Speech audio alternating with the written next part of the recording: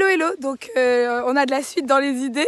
En fait Nicolas ne savait pas, donc il était en coaching VIP pendant une journée hier, mais la journée continue puisque aujourd'hui nous sommes, eh bien devinez quoi, à Bruxelles. Donc on a fait Bruges-Bruxelles et au final, eh bien je lui ai fait une surprise.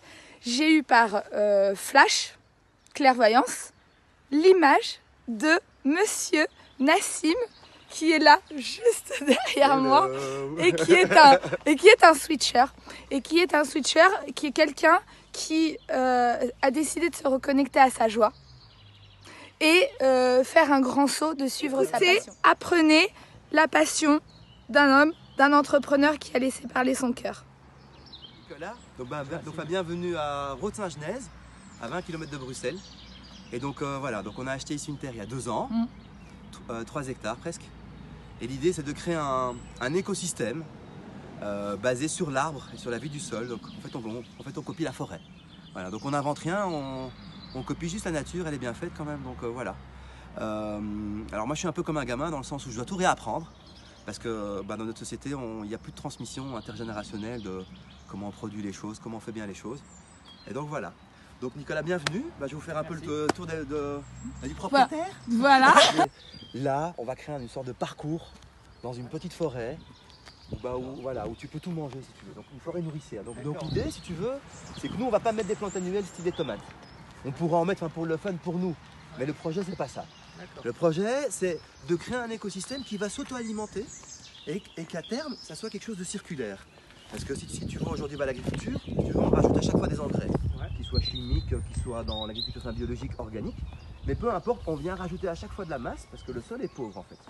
Ici, à terme, avec notre système, on va vraiment créer un écosystème qui se suffit à lui-même en recréant vraiment de la vie dans le sol, un humus riche. Et du coup, on ne devra plus rien rajouter. Au début, on va quand même faire un peu de rajout, on va travailler des choses. Parce que le sol ici, quand on l'a pris, c'était une prairie. C'était un sol mort, il n'y avait pas de vers de terre. Et donc, ça va mettre un peu de temps, si tu veux, à remettre de la vie dans le sol. Donc, on a commencé par mettre ce qu'on appelle du bokashi. C'est une sorte de ferment à base de poires et de pommes d'origine japonaise. Et en fait, ça vient dépolluer le sol et ça va donner de la vie au sol. Et là, déjà, on voit la différence en 2 ans. Des projets à court terme. Voilà, c'est des projets idéalistes. Tu lances la chose et puis le résultat se fera après, mais c'est déjà un énorme plaisir que de toucher la terre, que d'être en connexion, que de voir les choses bouger tous les jours. Et puis c'est lent. Et moi qui étais un peu inspiré, ça me fait énormément de bien, parce que tu vois, ça me ramène aussi aux choses plus simples. Comment tu as réussi à faire le pas entre l'entrepreneur que tu étais et aujourd'hui? C'est un long cheminement en fait, ça ne s'est pas fait en un jour.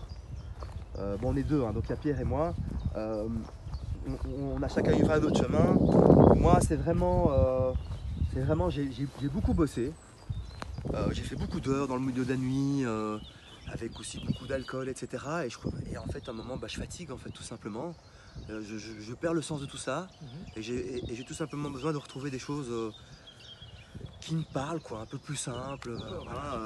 Je suis en transition, moi, en fait. Donc, c'est pas tu passes d'un truc à l'autre du jour au lendemain. Ça, c'est bien de le dire. Ça c'est bien dans l'idéal, mais dans la réalité, c'est pas comme ça que ça se fait. Il y en a peut-être qui le font comme ça. Moi, dans ma réalité, c'est pas le cas. Et puis, il faut pas oublier qu'on est une société qui vit avec de l'argent. Donc, moi, j'ai des enfants, j'ai une famille. Et donc, il faut aussi prendre ça en considération et évoluer de manière progressive, je dirais. Voilà. Donc, moi, j'ai des restaurants et j'ai des bars.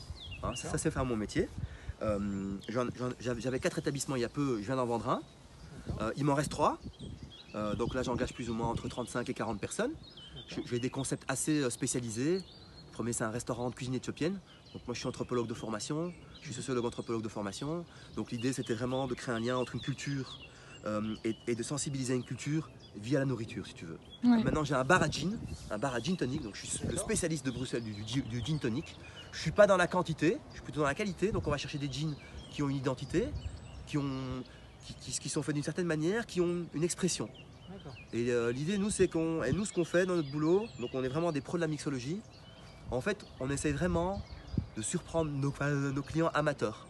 Et le petit dernier, c'est un bar à vin et à pizza. Alors là, c'est un concept qui a changé en cours de route. Au début, c'était juste un bar à vin assez classe, un peu à la new-yorkaise, dans un endroit assez sombre. Mais là, en fait, on a changé. Là, maintenant, on fait des pizzas artisanales. On est les seuls en Belgique à à présenter un blé ancien, un blé antique qui vient de Sicile, qui est un blé quasi sans gluten, encore moins que le petit épeautre. C'est super riche, c'est super riche au niveau nutriments. Et on travaille qu'avec des produits principalement pour le moment de Sicile et des Pouilles, des produits haut de gamme bien faits par des petites coopératives. Mais à terme, ce ne sera pas 100%, mais à terme, on aura des produits qui viendront en fait, si tu veux, de notre terre et qui se retrouveront sur nos pizzas. Voilà. Et donc, il faut être super créatif. Il faut avoir différentes manières de gagner sa vie. Nassim, en fait, c'est un entrepreneur de cœur. Un entrepreneur de cœur, c'est quoi? C'est quelqu'un qui a toujours, dans tout ce qu'il a fait depuis le début, il a été connecté à son cœur et il a connecté les gens à leur cœur, en fait. Et il l'a fait inconsciemment parce que c'est un être de joie, un être de lumière, quelqu'un qui a énormément d'amour en lui. Et aujourd'hui, il respecte la terre. Comme je dis souvent aux gens, vous êtes coach, mais on est tous des coachs, on est tous des guides, on est tous des gens qui vont amener les gens à faire quelque chose.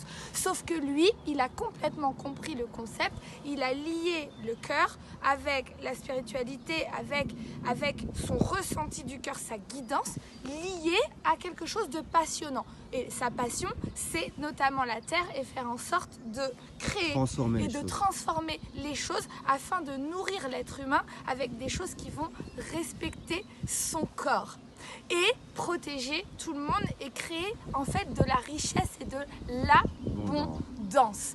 Et je trouve ça vraiment génial parce que c'est aligné à ce que je suis, à ce que j'enseigne et c'est un exemple pur et dur de cet homme qui fait une transition entre l'ancien et le nouveau monde. Maintenant, ce que j'entends également, c'est qu'aujourd'hui, on va être tous dans des concepts de créer de l'argent sans être présent. Et ça, c'est ce que je lui souhaite, c'est ce que je te souhaite, c'est ce que je me souhaite et c'est ce que j'ai déjà commencé à faire.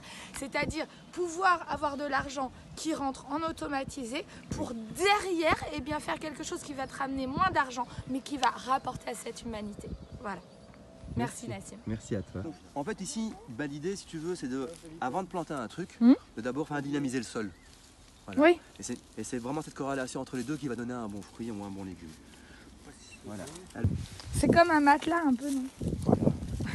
C'est un peu comme un matelas effectivement. Et alors, pour la petite histoire, hein, Céline, donc ici, l'idée c'est vraiment de faire pousser les arbres. Mais comme ils sont encore petits, que ça va mettre du temps, on fait des bandes maraîchères entre. Mais après, il y aura trop d'ombre une fois que les arbres seront un peu plus grands. Donc tu pourras pas avoir ça. Sauf certaines plantes qui acceptent l'ombre, etc. Ah d'accord, ok. Mais c'est pas ça le projet final, c'est vraiment l'arbre et tu vois, que ce soit un truc automatique. Donc là, après. ils plantent quoi? Là, c'est des épinards du Caucase et c'est des épinards pérennes, donc et rampants. Donc après, on va créer une structure en bois et on va venir les accrocher dessus et on va couper les feuilles qu'on va donc manger et ça va repousser tout le temps. D'accord, ok. De la terre, hein, si j'ai bien compris. Si je raconte une connerie, Pierre, tu me corriges. Hein. C'est relativement correct, de toute façon ils le verront pas. C'est sûr. Hein. C'est exactement ce que je dis. N'ayez pas peur de parler à un public, ils ne savent pas ce que vous aurez oublié. Voilà, nickel. Et moi j'aime bien cette partie-là parce qu'il y a quand même une communication avec la plante. Et ben voilà, en en prenant soin, en lui donnant les bons éléments, la bonne nourriture, elle a envie de bien grandir quoi. Donc là j'ai vu des trucs qui bougent, des petits vers, des trucs comme ça, mais ce qui est très bien pour la terre. Voilà. Une poignée de boc. Tu vois? C'est-à-dire? Tu vois, tu l'écrases un peu histoire de libérer les racines. Ah oui, d'accord. Pour bien qu'elle puisse aller chercher, mixer avec le reste. Tu la centres bien par rapport, tu vois là. Une belle Juste pour te dire quand même, tu es le premier qui vit la guérison des vies antérieures dans la matière. Donc ça c'est un grand soulagement, ça c'était hier. Tu as vécu les synchronicités et la loi d'attraction en direct dans la matière. Et voiture, pourquoi tu es venu ici d'après toi? Qu'est-ce que tu as compris? Pour valider que j'avais bien intégré. Les autres. Arrêtez de penser qu'on est les autres. C'est la première grosse étape de la transformation. Et la deuxième très grosse étape, c'est de te fournir en énergie de joie. Voilà. Et tu l'as vu que quand ton corps humain crée de l'énergie de joie, qu'est-ce qui se déclenche? La loi. La loi d'attraction opère. Et la loi d'attraction opère. Voilà. Et voilà. Tu l'as vu, tu l'as senti. Les choses viennent à toi tout seul. Donc là, mais en fait, ton corps il est plus fort que ta confiance. Donc toi tu l'as intégré. Ouais. Alléluia. Voilà. Non, moi je sais que maintenant je dois travailler la joie et le fait d'être dans le moment présent. Et une fois que j'y arrive, enfin, je sais comment on fait. Il faut juste Donc, que ce soit t'y arrives. constant. Il faut que ce soit constant. Voilà. Voilà. Il faut juste que je travaille la constance. Je sais le faire. Oui, Il faut juste que ce c'est soit, un de tes points clés. que ce soit constant et après bah, ça va tout va. Tout va rouler. Voilà, exactement. Exactement. Donc tu as ressenti ce que c'est de dérouler son chemin d'incarnation. Voilà. Bravo.